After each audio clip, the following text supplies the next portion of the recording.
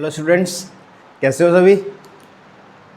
हाँ पता है, थोड़ा सा लेट हो गए वीडियो में 5 दिन। कोई नहीं सर, चलता है। आगे से नहीं होगा, ठीक है।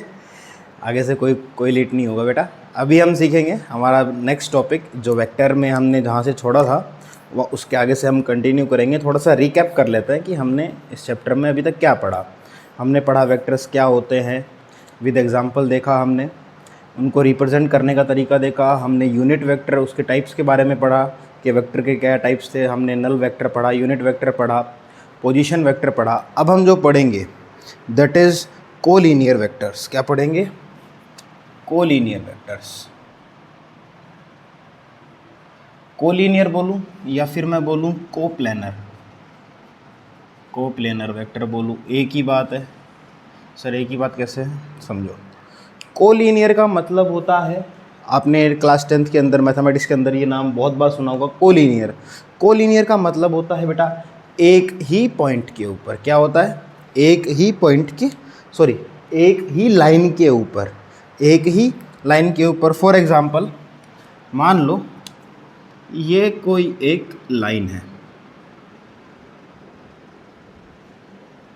इस लाइन के ऊपर यहाँ पे कोई वेक्टर ए है। यहाँ पे क्या है बेटा? ए वेक्टर है।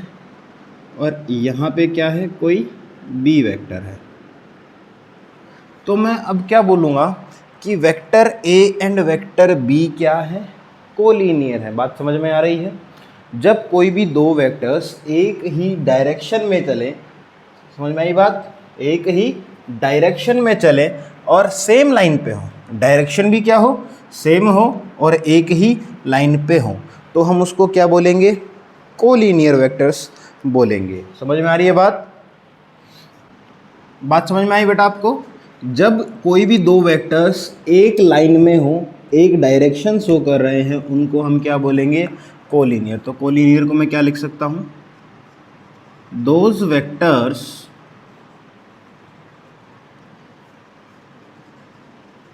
who lies on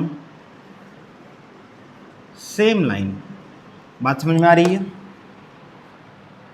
दो वेक्टर, दोज वेक्टर्स जो कि एक ही लाइन पे हो, सेम लाइन होनी चाहिए। ऐसे नहीं कि एक ऊपर एक नीचे, सेम लाइन के ऊपर दोनों आने चाहिए। बात समझ में आ रही है?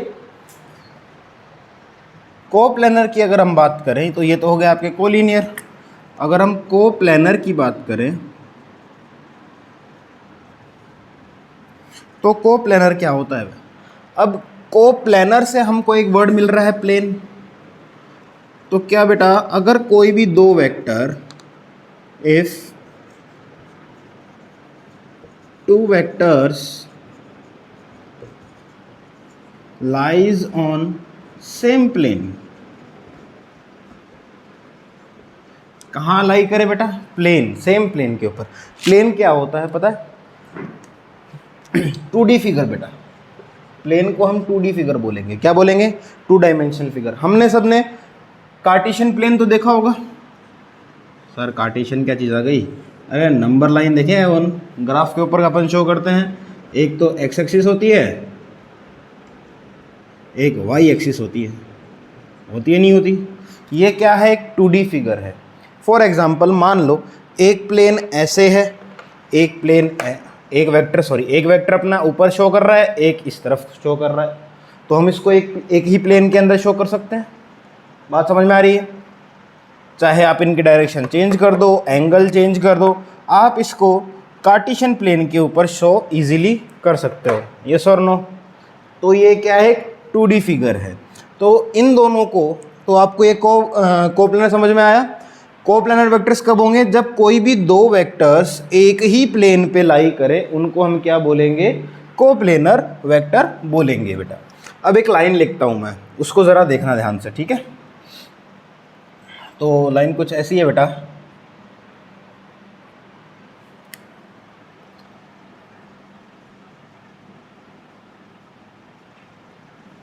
To vectors are always coplanar. अगर दो वेक्टर हैं तो कैसे होंगे? हमेशा कोप्लेनर होंगे। लेकिन अगर दो से ज़्यादा वेक्टर हो जाए तो more than two vectors may be और मे नॉट बी कोप्लेनर। ऐसे कैसे सर, ऐसे कैसे हो गया बेटा? अब कोप्लेन का मैंने तुम्हें प्लेन का मतलब बताया 2D। अब जैसे मान लो कि मेरे पास कोई थर्ड एक्सिस भी आ जाए, ठीक है, ये भी आ गई। अब मैं इसको 2D के ऊपर शो नहीं कर सकता हूँ। बात समझ में आ रही है? आपको एक साइड नहीं दिखेगा। समझ में आई बात? अगर तीनों चारों जो वेक्टर हैं उनकी डायरेक्शन से, मतलब अगर वो शो हो रहे हैं तो हम बोल देंगे हाँ सर कोप्लेनर है। लेकिन इसकी डायरेक्शन कैसी हो जाए? ऐसे सामने की तरफ हो जाए। एक जो वेक्टर है उसकी डायरेक्शन कैसे हो जाए?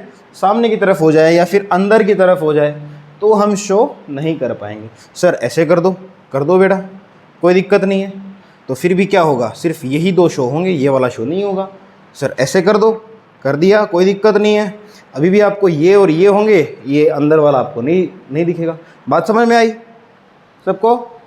चलो अब स्टूडेंट्स हम देखेंगे parallel and anti parallel vectors. क्या क्या देखेंगे कि पैरेलल वेक्टर्स कौन से होते हैं और एंटी पैरेलल वेक्टर्स कौन से होते हैं।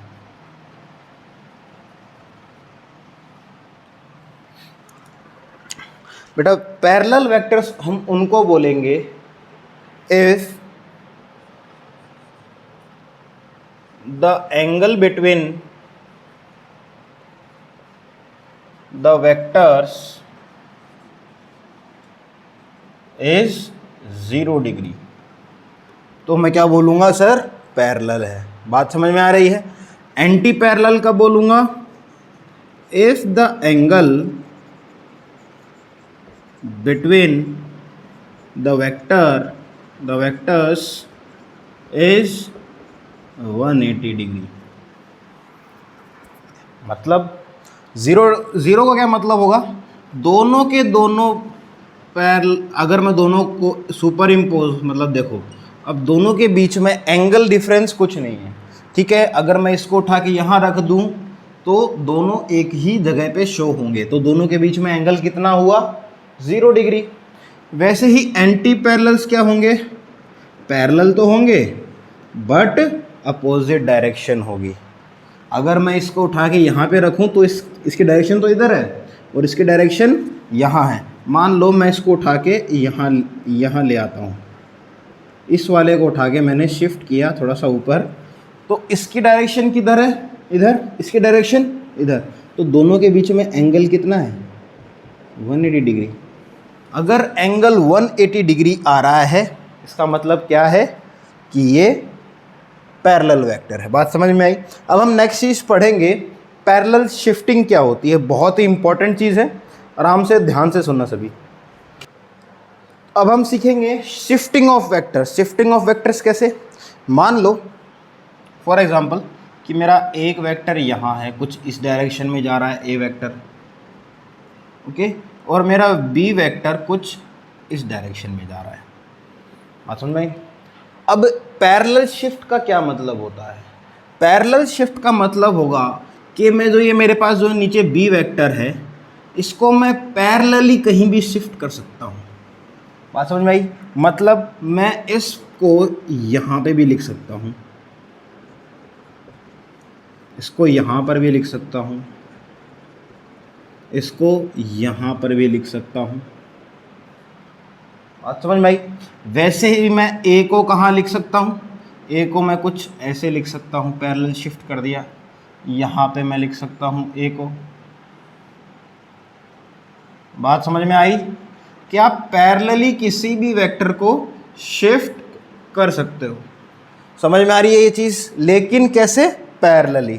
तो पहली कंडीशन क्या है? We can move any vector from its position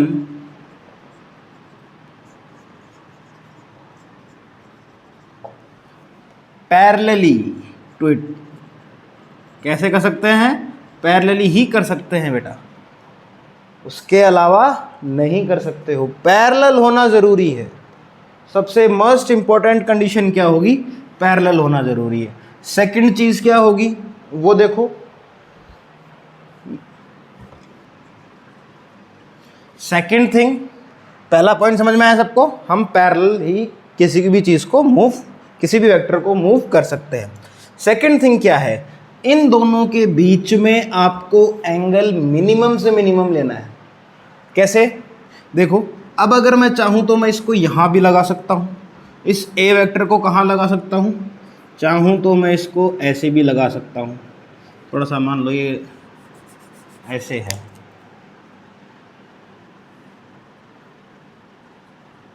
okay, तो मैं ए वेक्टर को चाहूँ तो यहाँ भी लगा सकता हूँ और अगर चाहूँ तो यहाँ भी लगा सकता हूँ। अब देखना डिफरेंस क्या है, यहाँ पे एंगल बिटवीन द वेक्टर्स कितना है, मोर देन होगा, मोर देन 90 डिग्री होगा।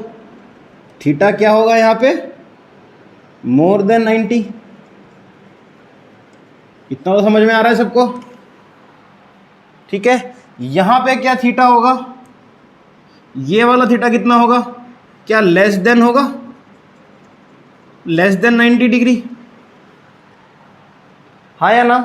देख लो आप, यहाँ पे एक एक्यूट एंगल बन रहा है और यहाँ पे एक ऑब्ट्यूस एंगल बन रहा है। ये एंगल कुछ ऐसा बन रहा है और यहाँ पे कुछ एंगल ऐसा बन रहा है, दिख रहा है सबको, समझ में आ रही है बात। बताओ दोनों में से कौन से का कम होगा, ए वाले का कम होगा या बी का कम होगा एंगल। ऑब्वियस सी बात है ए का कम होगा क्योंकि एक्यूट एंगल है।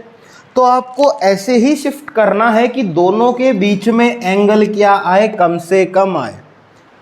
अगर आप ऐसे शिफ्ट कर दोगे तो आपका गलत होगा आंसर, अगर आप ऐसे शिफ्ट करते हो तो आपका आंसर क्या होगा, सही होगा। बात समझ में आई, मतलब कि सेकंड पॉइंट क्या है,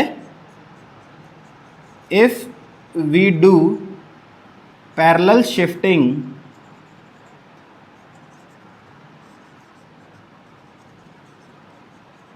the angle between two vectors must be less, कम होना चाहिए, कम वाला अपन को लेना पड़ेगा, ज़्यादा वाला अपन नहीं ले सकते हैं। बात समझ में आई, जल्दी से कमेंट कर दो यस सर समझ में आया। अगर कोई डाउट है तो कमेंट में लिखो जल्दी से। थर्ड पॉइंट और बताऊं एक और, यहां पे देखो क्या दोनों वेक्टर्स की टेल से टेल मिल रही है क्या, देखो इसकी टेल, ए वेक्टर की टेल भी यही है और बी वेक्टर की टेल भी यही है, जबकि यहां पे कैसे हो रहा है, टेल और हेड मिल रहे हैं, दिख रहा है सबको। यहाँ पे दोनों की टेल क्या है, मिली हुई है। तो आपको कौन सा एंगल लेना है, टेल टू टेल वाला। Always shift the vectors in such a way that their tail to tail joint, okay. बात समझ में आ रही है, थर्ड पॉइंट समझ में आया सबको, ओके। अब जो हमारा नेक्स्ट जो वेक्टर है that is concurrent vector. Concurrent vector क्या होगा, अगर कोई भी दो या तीन वेक्टर्स हैं वो किसी एक पॉइंट पे इंटरसेक्ट हो रहे हैं, फॉर एग्जांपल मान लो ये कोई ए वेक्टर है, ये कोई बी वेक्टर है और ये कोई सी वेक्टर है। अब ये तीनों के तीनों एक पॉइंट पे इंटरसेक्ट कर रहे हैं या फिर नहीं कर रहे हैं। अगर कोई भी तीन वेक्टर एक सिंगल पॉइंट पे, तीन हो, दो हो, चार हो, पाँच हो, अगर कोई भी वेक्टर्स इंटरसेक्ट कर रहे हैं किसी भी पॉइंट पे, तो हम बोलेंगे कि वो क्या हैं, कॉन्करेंट वेक्टर्स हैं। तो हम क्या लिख सकते हैं, इफ टू और मोर वेक्टर्स इंटरसेक्ट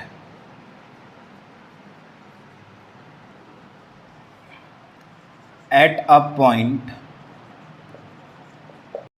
या फिर मैं बोल सकता हूं कि इनके लाइन ऑफ एक्शन भी इंटरसेक्ट हो सकते हैं। लाइन ऑफ एक्शन सर कैसे, मतलब मान लो कि यहां पे कोई ए वेक्टर है,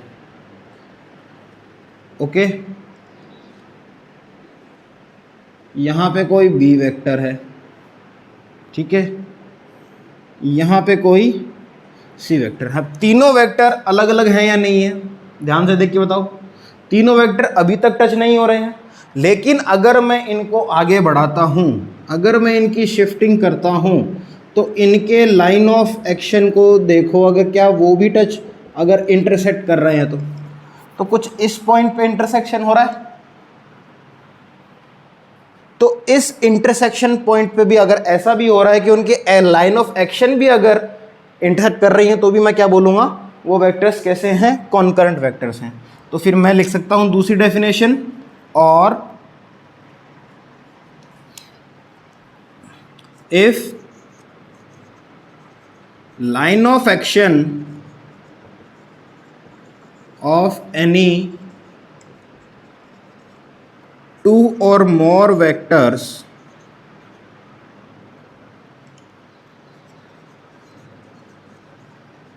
इंटरसेक्ट। समझ में आ रहा है सबको? सबको समझ में आया? कॉन्करेंट वेक्टर्स अगर क्या होते हैं, वापस बताओ, अगर कोई भी दो या दो से ज़्यादा वेक्टर्स एक ही पॉइंट पे इंटरसेक्ट करें तो मैं क्या बोलूँगा, कॉन्करेंट वेक्टर बोलूँगा। और अगर उनके लाइन ऑफ एक्शन भी, अगर उनके लाइन ऑफ एक्शन भी एक पॉइंट पे अगर इंटरसेक्ट हो रहे हैं, तो भी मैं क्या बोलूँगा, मेरे वेक्टर्स कैसे हैं, कॉन्करेंट वेक्टर्स हैं। बात समझ में आ रही है सबको? सो स्टूडेंट्स, अभी तक अगर सब कुछ समझ में आया तो please like and share, subscribe भी कर दो, कमेंट भी करो, अपने दोस्तों को भी दिखाओ। सबके काम का वीडियोस है, तुम्हारे लिए ही बना रहा हूँ, ओके। तो नेक्स्ट टॉपिक जो हम पढ़ेंगे that is negative of vectors, कि एक वेक्टर कब नेगेटिव होगा। तो नेगेटिव वेक्टर्स पढ़ते हैं।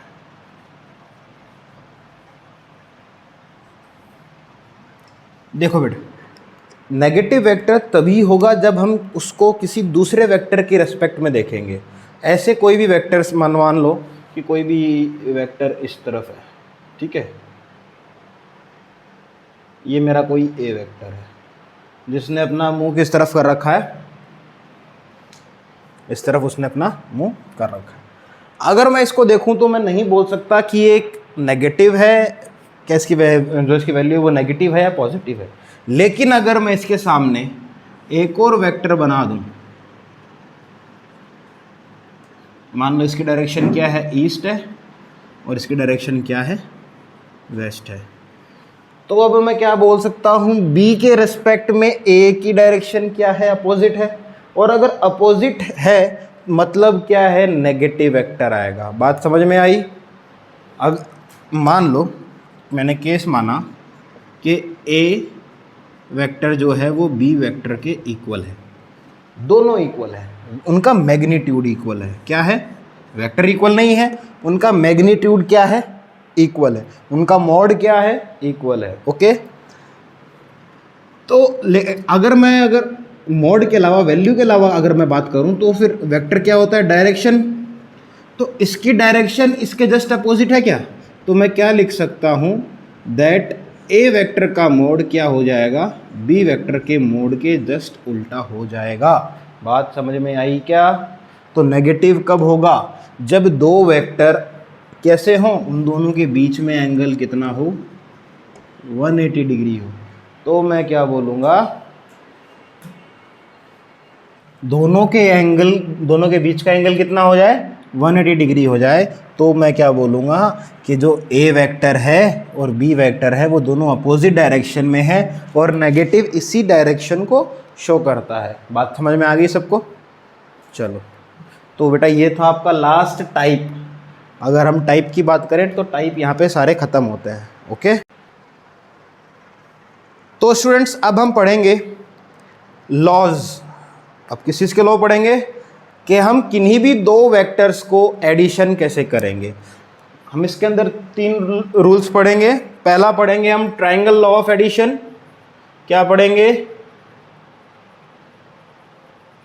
Triangle law of addition. फिर हम देखेंगे पैरेललोग्राम ऑफ एडिशन। फिर हम देखेंगे पॉलीगन लॉ ऑफ एडिशन। बात समझ में आ रही है? हमारे पास 3 लॉ हैं, हम इन लॉ को एक एक करके सीखते हैं। तो पहला अपने पास आता है ट्रायंगल लॉ ऑफ एडिशन। तो क्या होता है, सीखो। ट्रायंगल लॉ ऑफ एडिशन के अंदर बेटा सबसे ज़रूरी बात क्या होगी कि अरेंजमेंट कैसा हो, उन वेक्टर्स का अरेंजमेंट कैसे हो। तो अगर मैं बात करूं अरेंजमेंट की,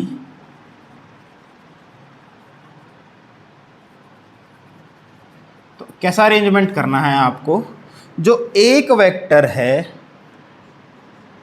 उसका हेड दूसरे वेक्टर के टेल से होना चाहिए, हेड टू टेल। कैसे? फॉर एग्जाम्पल मान लो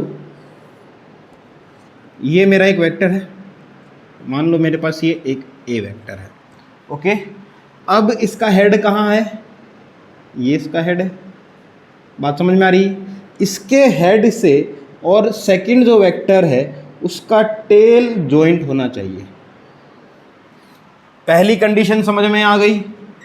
ट्रायंगल लॉ ऑफ एडिशन करने की पहली कंडीशन समझ में आई सबको? क्या करना है? वेक्टर ए के हेड को वेक्टर बी के टेल से ऐड करना है, वो दोनों को मिलाना है। बात समझ में आ गई? तो आपका रिजल्टेंट वेक्टर क्या हो जाएगा? Just opposite to it. अभी डायरेक्शन क्या थी? डायरेक्शन ये थी, डायरेक्शन ऑफ वेक्टर्स क्या चल रहा था? वेक्टर ऐसे ऐसे चल रहा था, सुप सुप। डायरेक्शन देखो ऐसे गया, जुप, फिर ऊपर।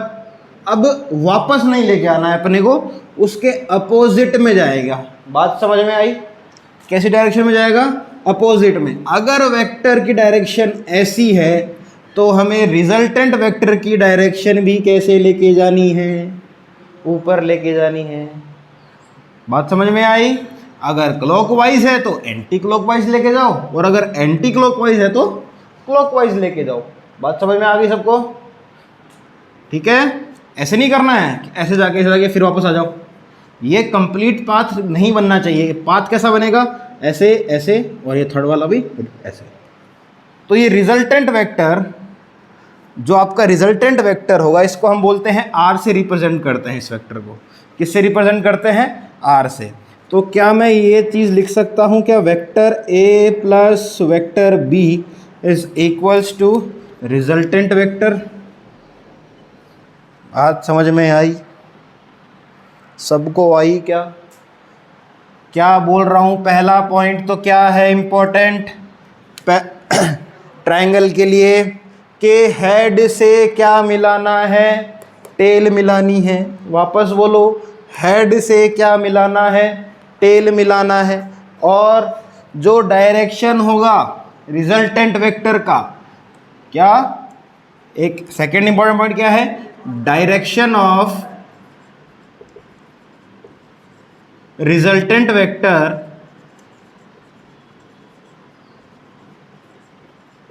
Is opposite. कैसा होना चाहिए? उल्टा होना चाहिए। अगर डायरेक्शन अगर ऐसे जा रहा है तो उसको ये लेके जाओ, ये, ना कि वापस लेके आना है। बात समझ में आ रही है? डायरेक्शन का बहुत ज़्यादा ध्यान रखना है। ओके तो स्टूडेंट्स, आपके सामने आपको एक स्टेटमेंट दिख रहा होगा ट्रायंगल लॉ ऑफ एडिशन का। क्या है, ज़रा मेरे साथ पढ़ो। If two vectors are represented by the two sides of a triangle, by two sides of a triangle। देखो हमको दो मिले हुए हैं, मिल गए ट्रायंगल की side. In magnitude and direction taken in same order. ये इंपॉर्टेंट लाइन है बेटा, taken in same order, order देखो इनका सेम है क्या, ऐसे जरा था तो ऐसे चल रहा है, ऑर्डर क्या है, सेम है।